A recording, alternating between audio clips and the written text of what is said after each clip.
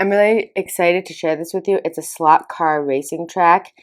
But before I do, if you like what you see, hit the subscribe button down below and check out my website at playenabled.com for more information on this as well as some other cool products and adaptations. But why am I excited specifically about this one? And that is because it comes off the shelf already adapted. You don't have to do any hard wiring. You might have to make a slight modification, but no hard wiring. And it is very rare that we can find a toy like that. It is important to note that not all the slot car racing tracks are adapted already. This one happens to be because of a remote controller, but other ones have different types of remote controllers. That brings me to why this one is switch adapted off the shelf. It comes with two remotes. If you notice, it is a 3.5mm jack, the same exact one that is used for most switches.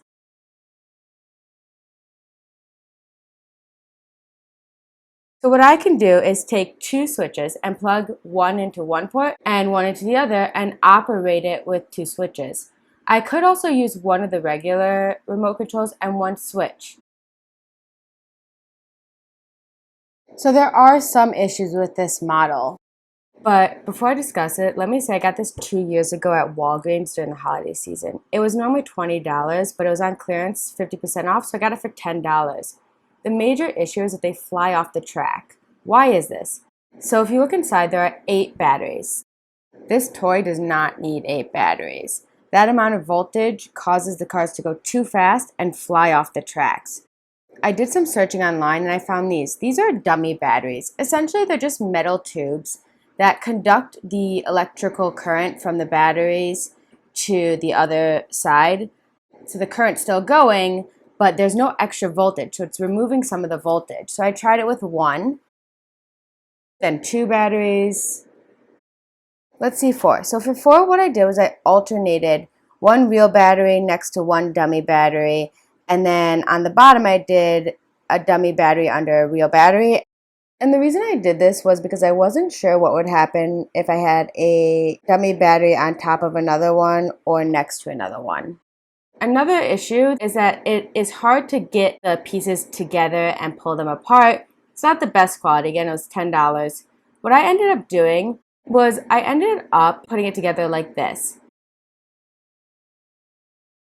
I used 8 of these pieces and the start line, and then a small straight piece. I did this so that I could keep it a smaller track. Also, it stores much easier. So the box came with a nice little foam insert. I took that out, and what I do is I only pull part of it apart. You might notice that this makes the tracks different sizes. The inner track is much smaller than the outer track. So in order to compensate this, I put a student who struggles to activate switches on the inner track and one who is easily able to activate switches on the outer track. So now I store it like this.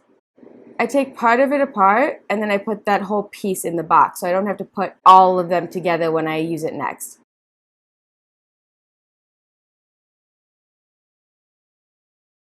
So a third possible issue that you might encounter is that these cars need to be on the track perfectly.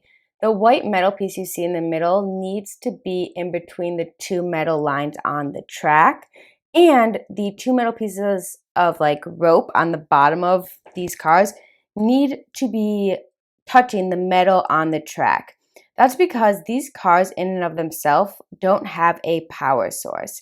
Their motor is powered by the battery pack that's on the track. So if the metal on the car is not touching the metal on the track, they will not have an electrical current and therefore they will not work. The solution to this is to make sure that when you put the cars on the track, they're aligned perfectly, that the white piece is in the middle of the 2 metal lines on the track, and that the metal ropes on the car are touching the metal lines on the track. The final issue / problem with this product is that I got it 2 years ago and I have not seen it since. I don't know if they stopped making it or only certain stores at certain times. However, there are tons of different slot car racetracks available on the market. The only thing is you do have to be careful because, like I said earlier, not all of them use a 3.5 millimeter headphone jack for the remote controller. So you just need to check. The way that I check when I'm looking on Amazon is one of two ways. I'll look at the pictures included in the product description, as well as pictures and videos that customers post. I will also sometimes post a question on Amazon asking if the remote controller has the same type of connection as a headphone. I have found one or two so far that people have said it's a headphone jack. So hopefully it is. I'll put the link in the description below. I do hope to eventually make a video or put on my website some ideas on how to use this toy and some fun activities to do with your students. So stay tuned for that.